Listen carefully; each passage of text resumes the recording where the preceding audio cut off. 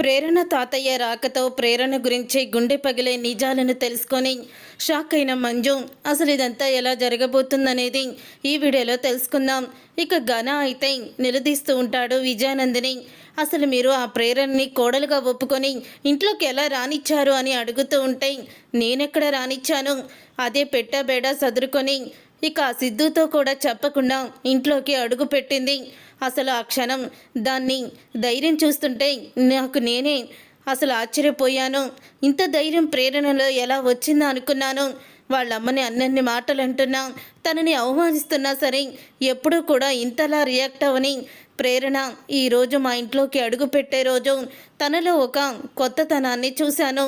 నీకు వీడియో కూడా పెట్టాడు కదా మా సెక్రటరీ 2.0 ప్రేరణ వచ్చేసింది అని చెప్పి, తను చూసావా ఎంత యాటిట్యూడ్తో మాట్లాడిందో అని అంటూ ఉంటాడు విజయానంద్. అయితే నిన్ను ఇక్కడికి పిలిపించి నీతో మాట్లాడాలనుకుంది నువ్వు దాని గురించి, దాని ధైర్యం గురించి చెప్తావని కాదు, అసలు దాని ఇంట్లోకి మంజు అంటే ఎలా రానిచ్చారు అని అడుగుతూ ఉంటాడు ఘన. అయితే తనేమంటుంది, తన కొడుకు కోసం ఇంట్లోకి రానిచ్చింది, కానీ ఆ సిద్ధుగాడు మాత్రం ప్రేరణతో మాట్లాడడం లేదు. తనని ఇంట్లో నుంచి వెళ్ళిపోమని ప్రతి క్షణం తనని అడుగుతూనే ఉన్నాడు. నువ్వు ఇంట్లో నుంచి వెళ్ళిపో, నాకు భారీగా నువ్వు ఉండాల్సిన అవసరం లేదని అంటూనే ఉన్నాడు అని అంటూ ఉంటాడు విజయానంద్. అయితే అప్పుడే ఇక అదేంటి అందరి ముందు కూడా తాలి కట్టి ఈ రోజు నుంచి ప్రేరణ సిద్ధార్థ్ వీళ్ళకి నేనున్నాను అంటూ అందరి ముందు అంత అలాగా లెక్చర్ ఇచ్చాడు కదా, మరి ఇప్పుడు దాన్ని వెళ్ళిపోమనడం ఏంటి అని అడుగుతూ ఉంటాడు ఘన. అది అది అంటూ విజయానంద్ తడబడుతూ మనసులో ఇలా అనుకుంటూ ఉంటాడు, నేను ప్రేరణ నన్ను అన్న మాటలు వీడికి కానీ చెప్పానంటే వీడికి కూడా నేనే సిద్ధు వాళ్ళ నాన్నని హత్య చేశానన్న విషయం తెలిసిపోతుంది. ఇప్పటికీ నా విషయాలు కొన్ని తెలిసి నన్ను బ్లాక్మెయిల్ చేస్తున్నాడు. ఈ విషయం ఆరా తీశాడంటే, నిజాలు బయట పెట్టాడంటే అప్పుడు వీడికి నేను పూర్తిగా లొంగిపోవాలి అని మనసులో అనుకుంటూ ఉంటాడు విజయానంద్. అయితే అనుకొని ఏముంది, సిద్ధు వాళ్ళ అమ్మని నోటికొచ్చినట్లు ప్రేరణ మాట్లాడింది అంటే నువ్వు పెళ్లి చేసుకోలేదా, భర్త చనిపోయిన 2 నెలలకి నువ్వు పెళ్లి చేసుకున్నావు కదా, మరి నీకు అసలు అప్పుడు బుద్ధి లేదా అంటూ ఇక తన గురించి బ్యాడ్గా మాట్లాడింది. దాంతో ఇక సిద్ధుకి వాళ్ళమ్మ బాధపడితే చూడలేడు కదా, అందుకని ఇక ప్రేరణని సిద్ధు వదిలేశాడు. కానీ తను మాత్రం సిద్ధు వెనకాలే వచ్చేసి ఇప్పుడు కోడలుగా ఇంట్లో తిష్ట వేసి కోడలి బాధ్యతలన్నీ తీసుకుంటుంది అని అంటూ ఉంటాడు విజయానంద్. అయితే దాన్ని వెంటనే బయటికి పంపించేసేయి అని అంటూ ఉంటాడు ఘన. అయితే పంపించడానికి అదేమన్నా చిన్నపిల్ల బయటికి గెంటేయడానికి, అది ఇప్పుడు నన్నే బయటికి గెంటేసేలా ఉంది. అసలు దాని ధైర్యం ఏంటో నాకేమీ అర్థం కావడం లేదు. మా మంజు ఏమో కొడుకు మీద ప్రేమ, ఇప్పుడు ఆ సిద్ధుగాడు ప్రేరణని అసహించుకోవడం చూసి మంజు తన మీద ప్రేరణ అన్ని మాటలు అంది కాబట్టి నేను బాధపడ్డానని, సిద్ధు కూడా తనని దూరం పెడుతున్నాడని, కొడుకు మీద ప్రేమ ఎక్కువైపోతుంది మంజుకి. నాకు అసలు ఎటు నుంచి ఎటు దాన్ని బయటికి పంపించాలో కూడా తెలియడం లేదు అని అంటూ ఉంటాడు విజయానంద్. అయితే అప్పటికి సిద్ధు వాళ్ళ అమ్మకి ఫోన్ చేసి తీసుకువెళ్ళిపోమని కూడా చెప్పాడు. అయినా సరే ఎవ్వరూ కూడా వినిపించుకోవడం లేదు అని అంటూ ఉంటాడు విజయానంద్. అయితే ఇక విజయానంద్ మాటలకి వాళ్ళ అమ్మకి కూడా ఫోన్ చేసి తీసుకువెళ్ళిపోమన్నాడా అని అనగానే, అవును వాళ్ళ అమ్మకి కూడా ఫోన్ చేసి తీసుకువెళ్ళిపోమని చెప్పాడు అని అంటూ ఉంటాడు విజయానంద్. తర్వాత ఇక ఘన అయితే ఇంటికి వెళ్ళి వాళ్ళ అమ్మతో చెప్తూ ఉంటాడు, అమ్మ అక్కడేదో ప్రేరణ అత్తగారింట్లో అడుగు పెట్టేసింది, తను అందరినీ కూడా లైన్లో పెట్టేస్తున్నాను, కొత్త ప్రేరణని చూదురు కానీ అంటూ తెగరెచ్చిపోయింది కదా వీడియోలో. కానీ అక్కడ తనని ఎవ్వరూ కూడా మనిషిలా కూడా చూడడం లేదు. ఆ సిద్ధుగాడు తాలి కట్టి నా భార్య నా సొంతం అంటూ ఏవేవో కబుర్లు చెప్పాడు కదా, వాళ్ళమ్మని ఏదో ప్రేరణ అనిందని చెప్పి ప్రేరణని అసలు భార్యగానే వాడు ఒప్పుకోవడం లేదమ్మా అని అంటూ ఉంటాడు ఈశ్వరితో ఘన. అయితే ఆ మాటకి ఇక ఈశ్వరి అయితే నువ్వు చెప్పేది నిజమేనారా అని అడుగుతూ ఉంటుంది. అవునమ్మా నేను చెప్పేది నిజం, ఆ ప్రేరణ ఎన్నో రోజులు ఆ ఇంట్లో కాపురం చేయదు, అసలు కాపురం ఏంటి, ఆ ఇంట్లో తనని ఒక పని మనిషిగా చూస్తున్నారు, ఇంటిల్లిపాదికి వండి పెట్టడం, ఇంటిలో పని మనిషిలాగా చాకరీ చేయడం తప్ప ఎవ్వరూ కూడా తనని ఇంటి కోడలుగా ఒప్పుకోవడం లేదట. అయినా సరే అక్కడే వేలబడుతుంది అని అంటూ ఉంటాడు. ఘన అయితే ఎంతైనా వాళ్ళ అమ్మ బుద్ధి వచ్చుంటుంది, అందుకనే అక్కడే ఏలబడుతుంది అని అంటూ ఉంటుంది ఈశ్వరి. ఇదంతా విని రాజశేఖర్ అయితే చాలా బాధపడతాడు. ఇక రాజశేఖర్ బాధపడి ఇందిరాకైతే ఫోన్ చేస్తాడు. అప్పుడే ఇక ఇందిర అయితే ఎందుకు చేస్తున్నావు, నీకు నాకు సంబంధం లేదన్న తర్వాత మళ్ళీ మాకు ఎందుకు ఫోన్ చేసి ఇలా హింసిస్తున్నావు, ఇప్పుడే నా కూతురికి పెళ్ళయ్యి కొంచెం మా జీవితాలు బాగుపడుతున్నాయి, మళ్ళీ ఎందుకు మమ్మల్ని ఇలా హింసిస్తున్నావు ఫోన్ చేసి అని అడుగుతూ ఉంటుంది ఇందిర. అక్కడ ప్రేరణ సంతోషంగా లేదంట. ఇందిర, నువ్వు వెళ్ళి ప్రేరణని చూసిరా అని అంటూ ఉంటాడు. రాజశేఖర్ అయితే ఆ మాట విని ఒక్కసారి ఇందిర షాక్ అయిపోతూ ఉంటుంది. సిద్ధు ఎప్పటికప్పుడు తనని బయటికి వెళ్ళిపోమని చెప్తున్నాడట. తను ఎంతో బాధపడుతుందని నాకు తెలిసింది, నువ్వు వెంటనే వెళ్ళి ప్రేరణ ఎలా ఉందో చూసిరా అని అంటూ ఉంటే అప్పుడే ఇక ఇందిర అయితే నా కూతురు గురించి నాకు తెలుసు, అలాగే సిద్ధుబాబు గురించి కూడా తెలుసు, మీరేమీ నాకు చెప్పాల్సిన అవసరం లేదు అని ఇందిర ఫోన్ పెట్టేస్తుంది. ఎవరమ్మా ఫోను అని ఐశ్వర్య అడుగుతూ ఉంటే ఇంకెవరు, మనల్ని మోసం చేసినవాడు అని అంటూ ఉంటుంది. ఇందిర, మోసం చేసిన వాడంటే నాన్న ఎందుకు ఫోన్ చేశాడమ్మా అని అనగానే అప్పుడే రంజిత్ అయితే మావయ్య ఫోన్ చేశాడా అని అంటూ ఉంటాడు. అవును, ఫోన్ చేశాడు. అక్కడ ప్రేరణ సంతోషంగా ఉండడం లేదట. తనని ఎవ్వరూ కూడా మనిషిగా లెక్క చేయడం లేదు, పని మనిషిని చూసినట్టు చూస్తున్నారు. నువ్వు వెళ్ళి ఒకసారి అక్కడ ప్రేరణ ఎలా ఉందో చూసిరామని నాతో చెప్తున్నాడు అని అంటూ ఉంటే అప్పుడే ఐశ్వర్య అయితే నాకొచ్చిన అనుమానమే నాన్నకి వచ్చింది. అక్కడ అక్క ఎంత ఇబ్బంది పడుతుందో ఏంటో, నువ్వేమో వెళ్ళి చూసిరమ్మంటే చూసిరావు అని చెప్తూ ఉంటుంది ఐశ్వర్య. అవునా అత్తయ్య, మీరు వెళ్ళి ఒకసారి ప్రేరణ ఎలా ఉందో చూసిరండి అని అంటూ ఉంటాడు రంజిత్ కూడా. నువ్వు చెప్పింది నిజమే బాబు, ఒకసారి వెళ్ళి అసలు ప్రేరణ అక్కడ ఎలా ఉందో ఏం చేస్తుందో తెలుసుకొస్తాను, రేపే వెళ్తాను అని ఇందిర అంటుంది. ఇక ఉదయం అవ్వంగానే ఇందిర అయితే ప్రేరణను చూడడానికి వాళ్ళ ఇంటికైతే వెళ్తుంది. అలా వెళ్ళిన తర్వాత ఇంతలో ఇక ఇందిర దగ్గరికి, ఇందిర వాళ్ళ ఇంటికైతే ఇందిర కన్న తండ్రి అయితే వస్తాడు. ఇందిర కన్న తండ్రి రావడంతో అప్పుడు ఇక ఐశ్వర్య అయితే ఎవరు మీరు అని అడుగుతూ ఉంటుంది. నువ్వెవరు ఇంతకీ అని ఇక అతనైతే అంటూ ఉంటాడు. నువ్వు మా ఇంటికి వచ్చి నన్ను ఎవరు అని అడుగుతావేంటి, నువ్వే ముందు చెప్పు ఎవరు అని అడుగుతూ ఉంటుంది ఐశ్వర్య. అబ్బో, నా మనవరాలకి ముక్కు మీద కోపం ఉంది అని అంటూ ఉంటాడు. మనవరాలా అని అనగానే పక్క నుంచి సుధా అయితే వస్తాడు. రా పెదనాన్న, లోపలికి రా అని అంటూ ఉంటాడు సుధా. మావయ్య, ఎవరితను అని అనగానే ఎవరంటావేంటి, ఎవరో కాదు మీ తాతయ్యే, అంటే మీ అమ్మ వాళ్ళ నాన్న అని అనగానే ఒక్కసారి ఐశ్వర్య రంజిత్ షాక్ అయిపోతూ ఉంటారు. ఇక షాక్ అయిపోతూ ఏంటి మా అమ్మ వాళ్ళ నాన్న, అదేంటి అమ్మ ఎప్పుడూ కూడా మాకు తాతయ్య ఉన్నాడని చెప్పలేదే అని ఐశ్వర్య అంటూ ఉంటే మీ అమ్మ మీ నాన్న ఇద్దరు ప్రేమించి పెళ్లి చేసుకున్నారులే, మీ అమ్మ మీ నాన్నతో వెళ్ళిపోయింది, అప్పటి నుంచి మీ తాతయ్యకి మీ అమ్మ అంటే కోపం, అందుకని ఎప్పుడూ కూడా మీ అమ్మని చూడడానికి కానీ మిమ్మల్ని చూడడానికి కూడా రాలేదు. ఇప్పుడు మరి ఎందుకో అడగాలనిపించి నన్ను అడిగాడు.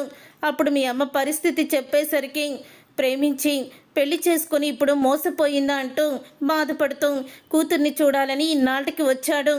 ఏది ఇందిరా అక్క ఎక్కడున్నావు అని అడుగుతూ ఉంటాడు. సుధా పిలుస్తూ ఉంటాడు ఇందిరాని. అమ్మ లేదు, అక్క వాళ్ళ ఇంటికి వెళ్ళింది అని అంటూ ఉంటుంది ఐశ్వర్య. అవునండి, ఒకసారి ప్రేరణని చూద్దాము, అక్కడ పరిస్థితి ఎలా ఉందో చూసొద్దామని చెప్పి వెళ్ళింది అని అంటూ ఉంటాడు రంజిత్. అయితే సరే అక్కడికి తీసుకువెళ్తాను అని సుధా అయితే అంటాడు. అప్పుడే ఇక ఇందిర తండ్రిని తీసుకొని ప్రేరణ ఇంటికైతే బయలుదేరుతాడు. ఇంతలో ఇక ఇందిర అయితే అక్కడికి వెళ్ళాక ప్రేరణ అయితే ఇక ఇందిరని చూస్తుంది. ఇక ఇందిరని చూసి పరిగెత్తుకుంటూ వచ్చి అమ్మా ఎలా ఉన్నావమ్మా, అదేంటి వచ్చేటప్పుడు ఒక్క మాట కూడా చెప్పలేదు అని అడుగుతూ ఉంటుంది. ఏం లేదమ్మా, ఇక్కడ నువ్వు ఎలా ఉన్నావో ఏంటో తెలుసుకోవాలని వచ్చాను అని అంటూ ఉంటుంది ఇందిర. అప్పుడు ఇక విజయానంద్ అయితే మీ అమ్మాయి ఎందుకు బాగానే ఉంది, కానీ ఇంటి పని మనిషి లేదు, ఇప్పుడు పని మనిషిగా ఉంటుంది అని విజయానంద్ అయితే అంటూ ఉంటాడు. ఇక ఆ మాట విని ఏంటమ్మా ఇదంతా అని అడుగుతూ ఉంటుంది ఇందిర. ఇంతలో సిద్ధు అయితే వస్తాడు. ఏంటి బాబు ఇక్కడ పని మనిషిని చేసావా నా కూతుర్ని తీసుకువచ్చి అని అడుగుతూ ఉంటుంది ఇందిర. మీ కూతుర్ని నేను తీసుకురాలేదు, తనని అసలు ఇంట్లోకి రావద్దని నా జీవితంలో నుంచే వెళ్ళిపోమన్నాను, కానీ తను వినిపించుకోలేదు అని అంటూ ఉంటే, అదేంటి బాబు అలా అంటున్నావు? తన మెడలో నువ్వు తనని అడిగి నువ్వు తాళి కట్టావా? లేదో తనని తెలియకుండానే నువ్వు తాళి కట్టేసి నీ భార్యని చేసుకొని అందరి ముందు అండగా ఉంటానని చెప్పావు. మళ్ళీ అలా మాట్లాడతావేంటి? ఏదో నన్ను అంటుందని మీ అమ్మగారిని తొందరలో ఒక మాట ఉంది, తను అనుకోకుండా అన్నానని చెప్తుంది కదా, ఇంకెందుకు తన మీద కోపాన్ని చూపిస్తావు అని అడుగుతూ ఉంటుంది ఇందిర. అయితే అప్పుడు ఇక పైనుంచి ఇందిరని చూసిన మంజు గబగబా మెట్లు దిగి కిందకి వస్తుంది. ఎందుకు వచ్చావు నా ఇంటికి అని ఇందిరని అడుగుతూ ఉంటుంది. ప్రేరణని చూడ్డానికి వచ్చాను వదిన అని అనగానే, వదిన ఎవరు నీకు వదిన? నీలాంటి దాంతో వదిన అని పిలిపించుకోవడం నాకు ఇష్టం లేదు అని అంటూ ఉంటుంది మంజు. అయితే ఒక్కసారి ఇక ప్రేరణ అయితే చాలా కోపంగా చూస్తుంది మంజు వైపు. ఇక పిడికిలైతే బిగిస్తుంది, కానీ ఓర్చుకుంటుంది. ఆ తర్వాత ఇక ఇందిర అయితే, ఇలాంటి మాటలు పడి పడి ఇక అలసిపోయానమ్మా, ఏడ్చి ఏడ్చి కన్నీళ్ళు కూడా ఇంకిపోయాయి. ఇక మీరు ఎన్నన్నా నేనేమీ మాట్లాడలేను, పిల్లనిచ్చిన వాళ్ళము అనికి మనకి ఉండాలి కాబట్టి ఇక నేను ఏమీ మాట్లాడదలుచుకోలేదు అని అంటూ ఉంటుంది ఇందిర. అయితే ఎందుకు మాట్లాడదలుచుకుంటారు? చెయ్యాల్సిందంతా చేసేసి కూతుర్నేమో కోట్ల ఆస్తివరుడైన ఇంటికి వారసుడైన వాడికి భార్యని చేసి ఇప్పుడు ఏమీ తెలియని దానిలాగా వచ్చి నాకేం తెలీదు, ఇలాగే ఉంటాను, మీతో మాట్లాడినంటే ఏదో పెద్ద మంచి మనసున్న గొప్ప దానిలాగా భలే మాట్లాడుతున్నావే అని అంటూ ఉంటాడు విజయానంద్. అయితే లోపల ఇంకొక ఉద్దేశంతో పైకి నటిస్తూ మాట్లాడే వాళ్ళకన్నా నేను రైటే కదా బాబు అని అంటూ ఉంటుంది ఇందిర. కొంతమంది లోపల ఎదుటి వాళ్ళ నాశనాన్ని కోరుకుంటూనే పైన మాత్రం వాళ్ళతో ఎంతో ఆనందంగా సంతోషంగా గడుపుతారు. అలాంటి వాళ్ళని నడి రోడ్లో ఉరిదీయాలి, కానీ అలాంటి వాళ్ళకి రోజులు ఉంటున్నాయి తప్ప నీతిగా మాట్లాడే వాళ్ళకి రోజులు ఉండడం లేదు. అందుకని నేను కూడా న్యాయంగానే మాట్లాడతాను, నీతిగానే బ్రతికాను, నేను ఎవరిని ఉద్దేశించి కూడా అనడం లేదు అని ఇందిర అయితే చెప్తూ ఉంటుంది. అప్పుడు ఇక మంజు అయితే, చూడండి మన ఇంటి మీదకి ప్రతిరోజు ఇలాంటి వాళ్ళు వస్తూ ఉంటే మన గౌరవం ఏమైపోతుంది అని అంటూ ఉంటుంది. ఇక మంజు అయితే అప్పుడు ఇక సుధా అయితే వస్తాడు.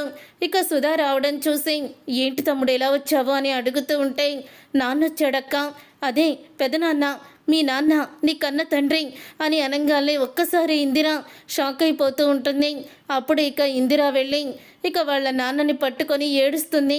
ఇన్ని సంవత్సరాలకి కూతురు మీద కోపం పోయిందా నాన్న అని అంటూ ఉంటే, అప్పుడు ఇక మంజునైతే చూస్తాడు. మంజు కూడా ఇందిర వాళ్ళ నాన్నని చూస్తుంది.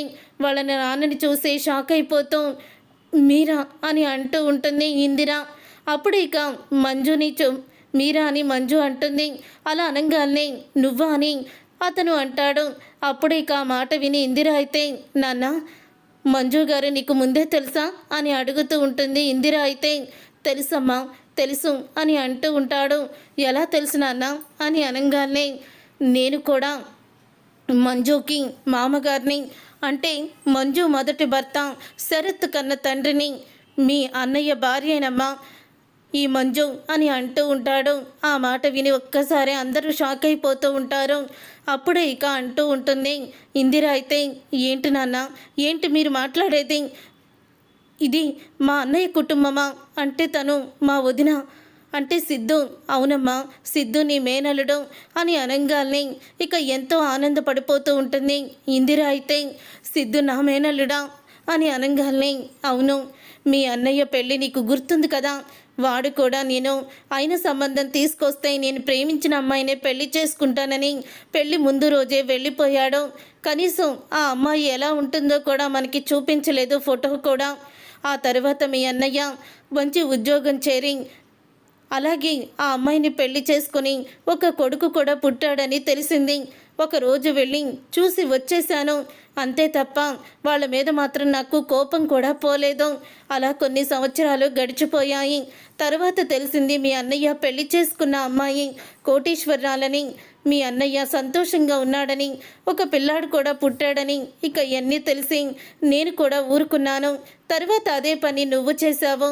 నువ్వు కూడా ఎవరినో ప్రేమించిన అబ్బాయిని పెళ్లి చేసుకుంటానని వెళ్ళిపోయావు అని అంటూ ఉంటాడు. ఆ మాట విని ఒక్కసారి ఇందిర షాక్ అయిపోతూ ఉంటుంది.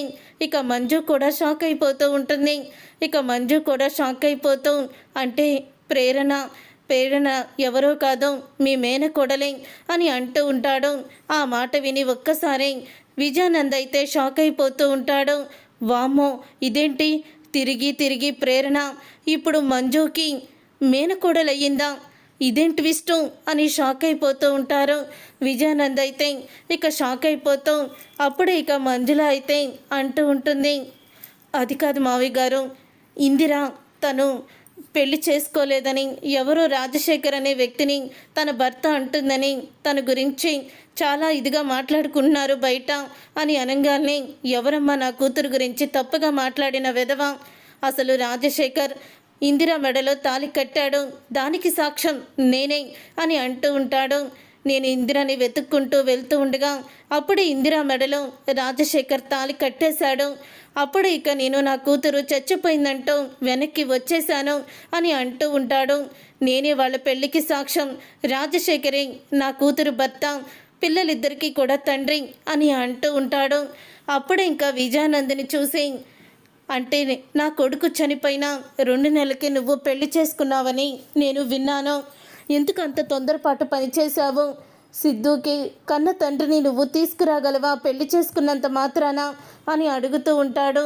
అప్పుడే ఇక సిద్ధు అయితే తాతయ్య అని అంటూ దగ్గరికి వస్తాడు. రే, ఎందుకురా నా మనవరాల్ని బాధ పెడుతున్నావు? మీ ఇద్దరికీ కూడా ఆ భగవంతుడు శ్రీరామచంద్రుడు సమక్షంలో పెళ్లి జరిగిందని ఇప్పుడే నేను ఐశ్వర్య చెప్తే విన్నాను. నాకు చాలా ఆనందం వేసింది. ఆ తర్వాత నా మనవరాల్ని చేసుకుంది నా మనవడే అని తెలుసుకున్నాక ఇక నా ఆనందానికి హద్దు లేదు అని అంటూ ఇక చాలా ఆనందపడుతూ ఉంటాడు. ప్రేరణ తాతయ్య అయితే అప్పుడే ఇక మంజుతో అంటూ ఉంటాడు, నా కూతురు ఏ తప్పు చెయ్యలేదు.